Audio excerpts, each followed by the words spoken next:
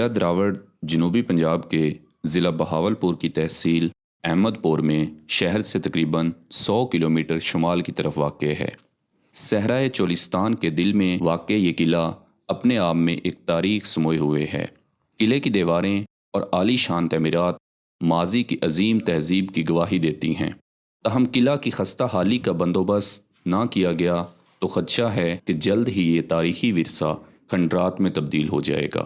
قلعہ کی تاریخ پر نظر ڈالی جائے تو قلعہ دراوڑ کے نام اور تعمیر کے بارے میں مورخین کی آراء مختلف ہیں۔ کچھ مورخین کا خیال ہے اس قلعہ کو 9ویں صدی میں رائے ججا نے تعمیر کروایا، جو ایک راجپوت حکمران تھا۔ بعض مورخین کے مطابق قلعہ کو راول دیو راج بھاٹی نے تعمیر کروایا، جو جیسلمیر اور بہاولپور ریاست کا خود مختار راجپوت حکمران تھا۔ اس لیے قلعہ کو دیو راول کہا جانے لگا۔ وقت کے ساتھ ساتھ یہ دیو راول سے دیو راور اور پھر دراوڑ بن گیا، جو اس کا موجودہ نام بھی ہے۔ یہ قلعہ جیسلمیر ریاست کا حصہ تھا۔ 1733 میں نواب آف بہاولپور نواب محمد خان اول نے اس قلعہ پر حملہ کیا اور راجہ راول سنگھ کو شکست دے کر اس قلعہ پر اپنی حاکمیت قائم کی۔ یوں یہ قلعہ ریاست بہاولپور کا حصہ بن گیا۔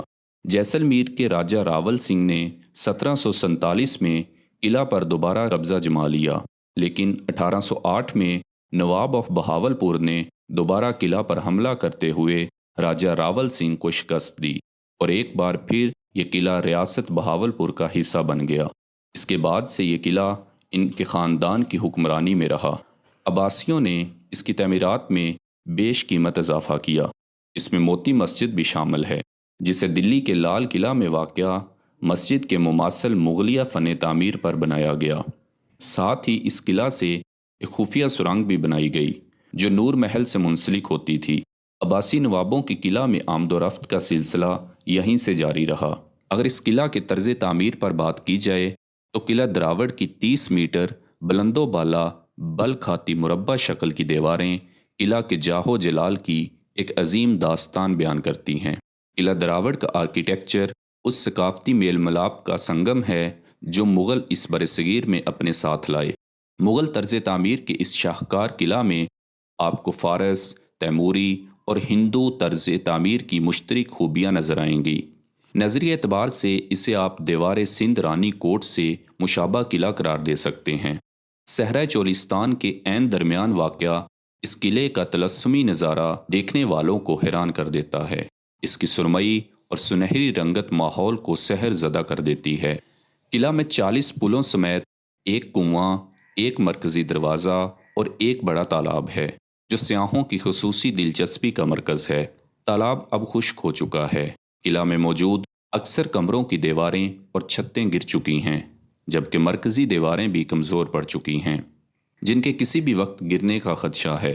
قلعہ کے صحن نما میدان میں ایک قدیم اور تاریخی توپ بھی موجود ہے، جو جنگ کے دوران دشمنوں کے خلاف استعمال کی جاتی تھی، مگر آج یہ توپ بھی تاریخ کا حصہ بن چکی ہے۔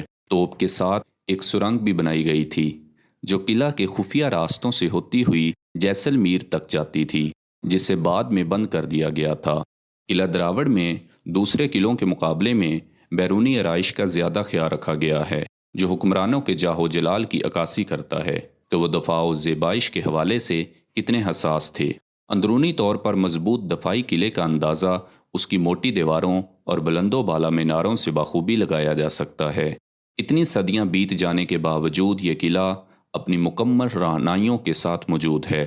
بیرونی دیواروں کو پکی اینٹوں سے آراستہ کیا گیا ہے، جو اچ شریف سے ایک ہاتھ سے دوسرے ہاتھ تک ہاتھوں کی قطار کی صورت یہاں پہنچی، کیونکہ اس دور میں نقل و حمل کے ذرائع ناکافی تھے۔ یہ مقامی ماہرین تعمیرات کی مشترکہ کاوش ہے اور یہ اپنے حاکم سے وفاداری و ایثار کی بھی زرعی مثال ہے۔ قلعہ کے تمام اطراف برج نما فصیلوں کو موٹی اور پکی اینٹوں سے تعمیر کیا گیا ہے، جس سے نہ صرف قلعہ بندی ممکن ہوئی بلکہ دیکھنے والوں کے لیے بھی یہ دیواریں دل فریب منظر پیش کرتی ہیں۔ اس کی کل 42 فصیلیں تھیں، جن پر جیومیٹری کی اشکال میں کندہ آرائشی کام اس دور کے ماہرین تعمیرات کے ذوق کی اعلیٰ مثال ہے۔ اس کے اندر فوجیوں اور شاہی خاندان کی رہائشیں تھیں۔ قلعہ کے متعلق کچھ دلچسپ حقائق یہ ہیں کہ قلعہ دراوڑ کو چولستان میں داخل ہونے کا دروازہ باب چولستان بھی کہا جاتا ہے۔ قلعہ دراوڑ کو پاپولر میوزک ویڈیوز میں پس منظر کے طور پر فلمایا جا چکا ہے۔ صحرائے چولستان میں ہر سال منعقدہ جیپ ریلی کے آغاز کا ابتدائی نقطہ دراوڑ قلعہ ہوتا ہے۔ یہ ریلی 3 اضلاع سے گزرتی ہے جس میں لوگوں کی بڑی تعداد شرکت کرتی ہے۔ برطانوی ادوار میں یہاں قیدیوں کو قید رکھا جاتا تھا اور یہی وہ جگہ ہے جہاں کچھ مکینوں کو پھانسی بھی دی گئی۔ روہی کے اس ریگستان میں قلعہ دراوڑ جیسے 40 قلعے ہیں جو بے توجہی کا شکار ہیں۔ حیرت انگیز بات یہ ہے کہ پاکستان کے سیاحتی مقاموں میں چولستان کی پہچان قلعہ دراوڑ ہی ہے، لیکن اسی کو سب سے زیادہ نظر انداز کیا جا رہا ہے۔ آج کے اس جدید اور ترقی یافتہ دور میں بھی اقوام عالم اپنی اقدار اور روایات کے ساتھ ساتھ اپنی ثقافت اور ورثہ کی بھی حفاظت کرتی ہیں اور دنیا بھر کے سیاحوں کو اپنی طرف متوجہ کرتی ہیں، جبکہ دوسری طرف ہمارا ورثہ ہماری ستم گری کا آئینہ دار ہے۔ نہ جانے ہم کب سبق سیکھیں گے۔